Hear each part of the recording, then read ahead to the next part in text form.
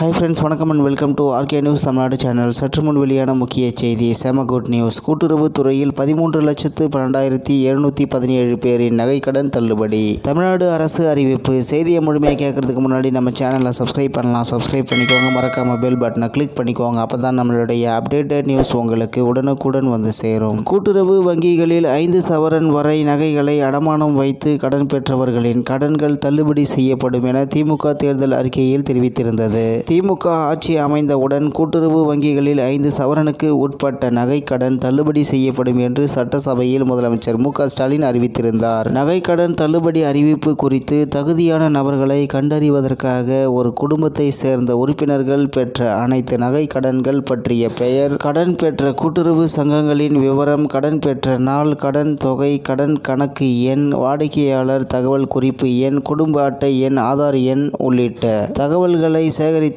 தொகுக்கப்பட்டு கணினி மூலம் விரிவான பகுப்பாய்வு செய்யவும், நகைக்கடன் தள்ளுபடி பெறும் பயனாளிகளின் பட்டியலை இறுதி செய்ய கூட்டுறவுத்துறை அறிவுரைகள் வழங்கியதாக கூறப்படுகிறது. இந்நிலையில்தான் கூட்டுறவுத்துறையில் 13,12,717 பேரின் 4,818 கோடி நகைக்கடன் தள்ளுபடி செய்யப்பட்டிருப்பதாக தமிழ்நாடு அரசு தெரிவித்துள்ளது. இதுகுறித்து தமிழ்நாடு அரசு வெளியிட்டுள்ள அறிவிப்பில், முதலமைச்சர் மு.க.ஸ்டாலின் தேர்தல் அறிக்கையில் அறிவித்த வாக்குறுதியை நிறைவேற்றும் வகையில் ஒரு குடும்பத்தில் 5 சவரனுக்கு உட்பட்டு நகைக்கடன் பெற்று 31/3/2021 வரை நிலுவையில் இருந்த நகைக்கடன் தள்ளுபடி செய்யப்பட்டுள்ளதாக தெரிவிக்கப்பட்டுள்ளது. இந்நிலையில் கூட்டுறவு துறையில் 13,12,717 பேரின் 4,818 கோடி நகைக்கடன் தள்ளுபடி செய்யப்பட்டிருப்பதாக தமிழ்நாடு அரசு தெரிவித்துள்ளது. மேலும் இவை ஒரு குடும்பத்தில் 5 சவரனுக்கு உட்பட்டு நகைக்கடன் பெற்று 31/3/2021 வரை நிலுவையில் இருந்த நகைக்கடன் தள்ளுபடி செய்யப்பட்டுள்ளதாக தெரிவிக்கப்பட்டுள்ளது என்பது குறிப்பிடத்தக்கது.